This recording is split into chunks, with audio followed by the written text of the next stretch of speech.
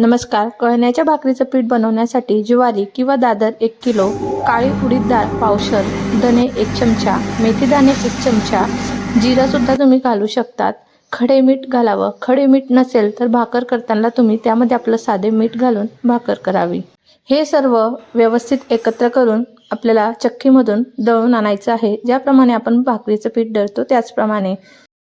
खूप छान अशी ही कळण्याची भाकर लागते, त्यासोबत पौष्टिकसुद्धा आहे. तर नक्की तुम्ही ही कळण्याची भाकर करून बघा.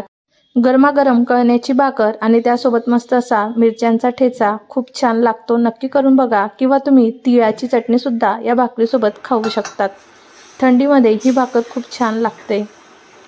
या कळण्याच्या पिठापासून पुऱ्यासुद्धा बनवल्या जातात आणि खानदेशमध्ये वांग्याच्या भरितासोबत या पुऱ्या खातात.